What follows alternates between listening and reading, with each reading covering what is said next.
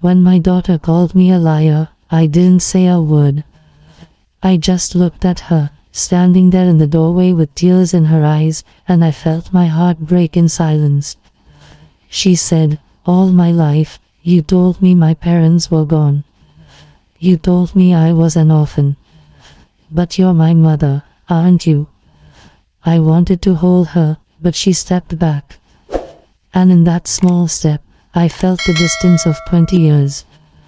That was the day everything I had protected, everything I had carried alone, came to light. For years, I had built my life around one truth, or what I told myself was the truth. I raised her with love. I gave her my world. But I also gave her a lie. And now, as I sit here telling this story, I can still hear her voice echoing in my ears, not angry, not cruel, just broken. "Why didn't you tell me?" she said. I could have explained everything that day. I could have told her about the pain, the fear, the reasons I thought I was doing the right thing. But sometimes, when you've lived with a secret for too long, the words just don't come out right anymore. That day, she walked out. And I didn't try to stop her. Because the truth was, I didn't know how to be forgiven. My name is Grandma Abil, and this is my story. Thank you for being here, for taking the time to listen. Stories like mine aren't easy to tell, but maybe they help someone understand that love is not always simple. If this story touches your heart, please subscribe to the channel and share it with someone who needs to hear it. Tell me in the comments where you're watching from, and if you have a story about family or forgiveness, I'd love to listen. Now, let me take you back to the beginning, to when my daughter was still a baby, and I was still just a frightened young woman trying to do right by her daughter. I was only 21 when I gave birth to my daughter, Amelia. Her father, James, and I had been sweethearts since high school. We were young, foolish, and we believed love could conquer anything. But life doesn't always wait for you to grow up. When I found out I was pregnant, James promised me the world. He said, "We'll make it work. I'll find a better job. You'll see." I believed him. But not long after Amelia was born, tragedy struck. James was in a car accident on his way home from work one night. He didn't make it. I remember holding baby Amelia in my arms at the funeral. She was so small. Her tiny hand wrapped around my finger, and I whispered, "It's just you and me now." But even as I said it, I felt the weight of the world pressing on my shoulders. My parents, strict and proud, were ashamed. They said, "You've brought disgrace to this family. You had a child out of wedlock, and now you expect us to help you." I begged them to understand, but they wouldn't. They turned their backs on me. So, I left home with nothing but my baby and a small suitcase. We moved to a small town where no one knew our story. I found work as a cook in a small diner. The pay was little, but the people were kind. The owner, Mrs. Thompson, gave me a small room behind the kitchen. She said, "You can stay here till you get on your feet." That's where Amelia grew up. Those early years were hard, but they were full of love. I'd wake up before dawn, carry her on my back while I cooked breakfast for the early customers, and sing to her softly when she cried. People in the town soon came to know us as Abil and her little girl. They thought Amelia was an orphan I had taken in. At first, I tried to correct them, to tell the truth. But then one day, someone said, "You're such a kind woman, taking in a child like that. God will bless you." And before I knew it, I just smiled and nodded. That was how the lie began. It wasn't planned. It wasn't meant to deceive. It was just easier. Easier than explaining the pain. Easier than admitting that I had failed in the eyes of my family and the world. So I told Amelia, when she was old enough to ask, that her parents had died in an accident, and that I was the woman who took her in. I thought I was protecting her from shame, from judgment, from the truth that her life had started in brokenness. Every night, when she was asleep, I would sit by her bed and whisper, "I'm sorry." I said it so many times that it became a prayer. Amelia grew up to be the light of my life. She was smart, curious, full of laughter. When she was 5, she'd sit in the diner and help me serve tables. Everyone adored her.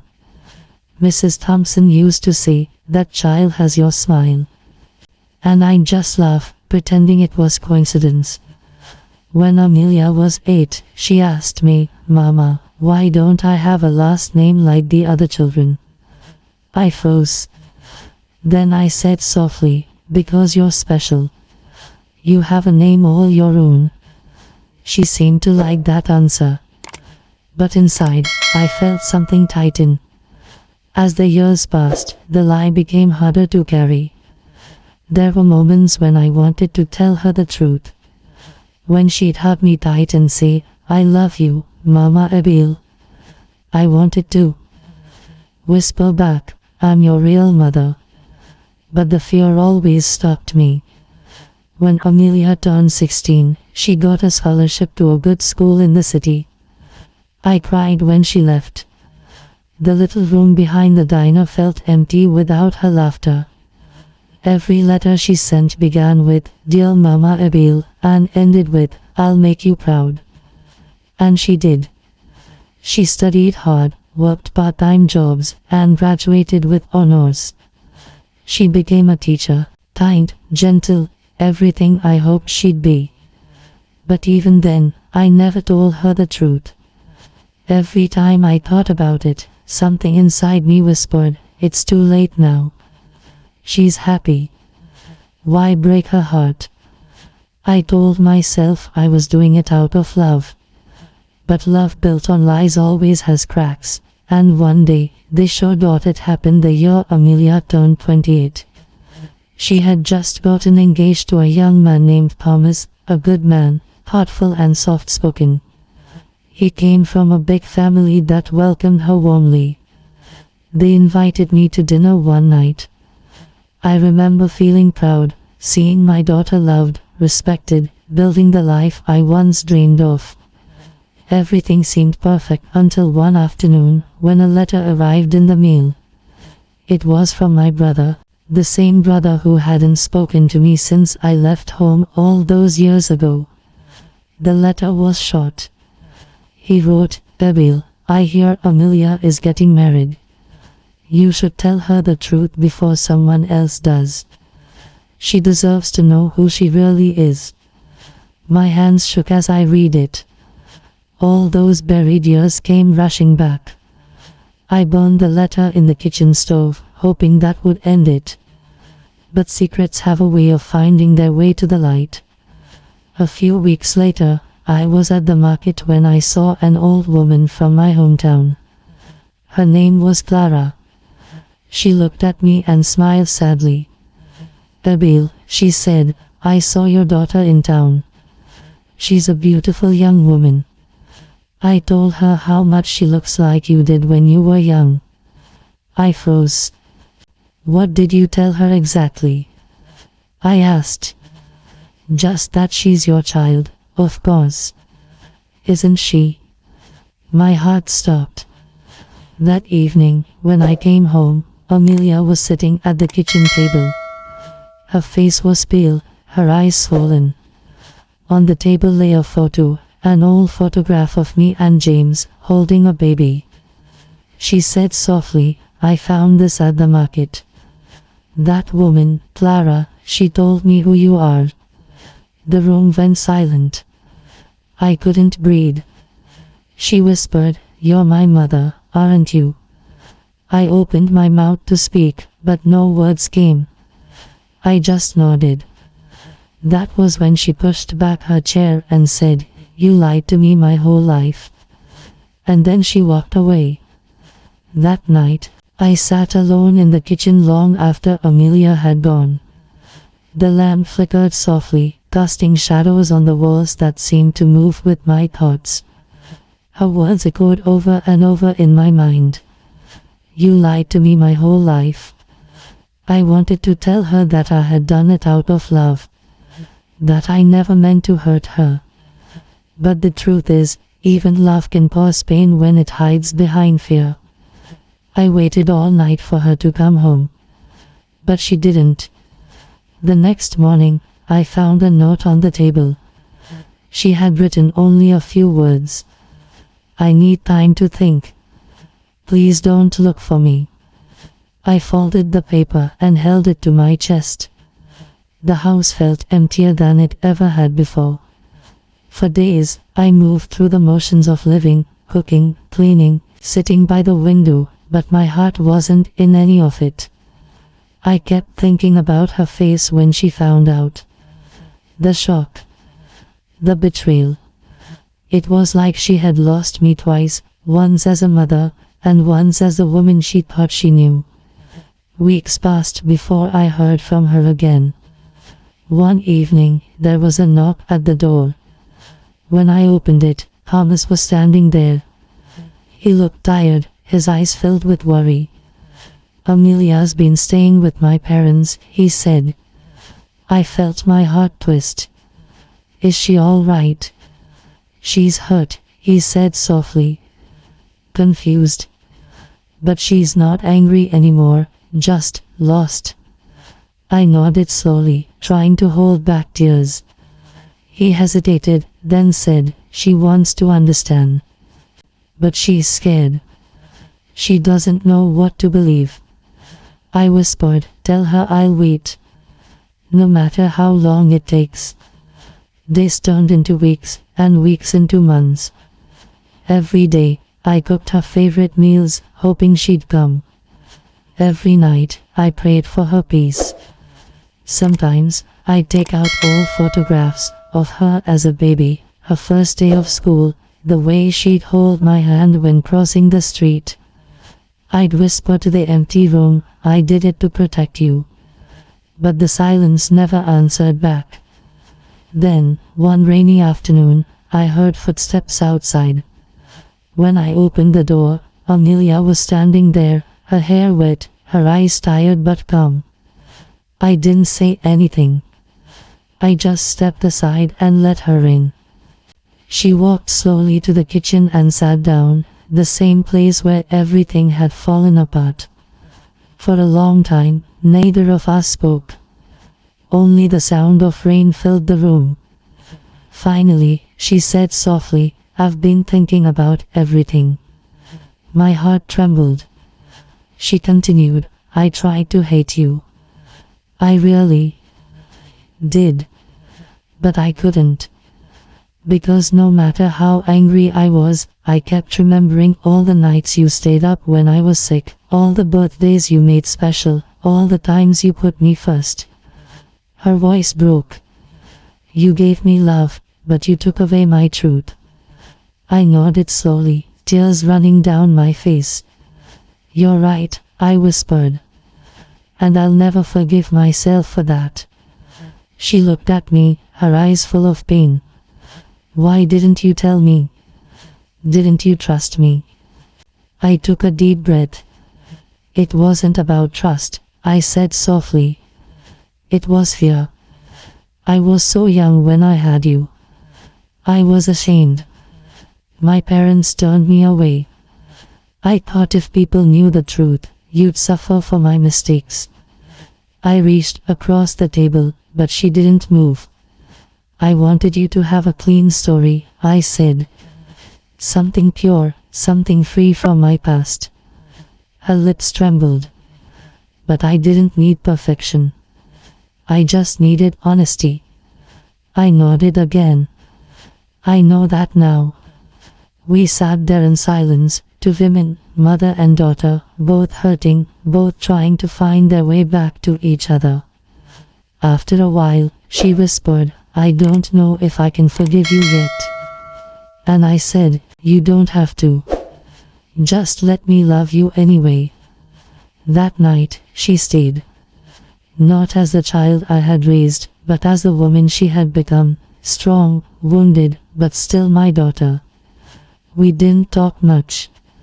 She helped me wash the dishes, then made tea. As we sat by the window, watching the rain, she asked quietly, "Did you ever think of telling me the truth?" "Every day," I said. "But I was afraid you'd look at me differently." She sighed. "I guess we both lost something because of that fear." I nodded. "Yes. But maybe we can still find what we lost." She didn't answer. But when I looked at her, I saw her hand resting gently on mine. And that was enough for now. The days after that was slow, tender, and fragile, like walking on cracked glass. We talked a little each morning, then sat in silence for long stretches of the day. She asked questions about her father, about my life before her, about why I never went home again. I answered honestly this time. I told her how I had fallen in love with her father, how happy we had been, how everything changed the night he died. I told her how my parents disowned me, how I left with nothing but her, how hard it was to start over. Sometimes she'd cry quietly. Sometimes she'd just nod. One morning, she asked, "Do you ever regret having me?" I reached out and held her face in my hands. "Never," I said. "You were my reason to live. You still are." She broke down then, and I held her close, feeling her tears on my shoulder. It was the first time she had hugged me since learning the truth. Slowly, the distance between us began to heal. She started visiting more often, sometimes staying for the weekend. We cooked together, just like we used to when she was a little girl. Sometimes she'd bring Thomas. He was patient, respectful, never pushing either of us to talk more than we could. One evening, as we sat around the dinner table, Amelia looked at me and said softly, "You know, I used to tell people I didn't have a family. Now I tell them I have the strongest one." I smiled through tears. "We are still learning what family means," I said. Months later, she and Thomas got married in a small ceremony by the river. She asked me to walk her down the aisle. As we stood at the entrance, she whispered, "You may have hidden my beginning, Mama, but you gave me a beautiful life. And I finally understand, you weren't lying to hurt me. You were lying because you loved me too much to see me hurt." I couldn't speak. I just nodded and kissed her forehead. That moment felt like forgiveness, not spoken, but felt deep within the heart. After the wedding, Amelia and Thomas moved to the city. She called me every week, sometimes twice a day. We laughed again. We shared recipes, memories, dreams. It wasn't perfect, but it was real. And for the first time in years, I felt peace. Then one evening, months later, I received a letter. It was from my daughter. Inside was a photograph of her holding her newborn baby girl. On the back of the photo, she had written, "Meet your granddaughter, Grace. I named her after the second chance you gave me." I pressed the photo to my heart and cried. Not from sadness, but from the pure, quiet joy of knowing love had found its way home again. It's been many years since then. Amelia and Thomas visit often, bringing little Grace with them. When Grace runs through the house, her laughter fills every corner. Sometimes she calls me Grandma Bailey, the way her small tongue twists my name. And every time she does, my heart swells with gratitude. Sometimes, when Amelia and I sit on the porch together, she holds my hand and says, "I used to think love meant never hiding anything. But now I see, sometimes love means making mistakes and still choosing to come back." I smile at her and say, and forgiveness means letting those mistakes turn into lessons. She nods and leans her head on my shoulder. We don't talk much after that. We just watch the sunset, feeling the peace that comes when hearts finally understand each other. I've learned something through all of this. Love is not always perfect. It doesn't always tell the truth right away. It stumbles, it hides, it fears. But if it's real, if it's truly love, it finds its way back home. When my daughter learned I was her mother, she walked away from me. But she also walked back, and in that return, I found forgiveness. Now, every time I see her smile, I know that the truth, no matter how painful, can still lead to healing.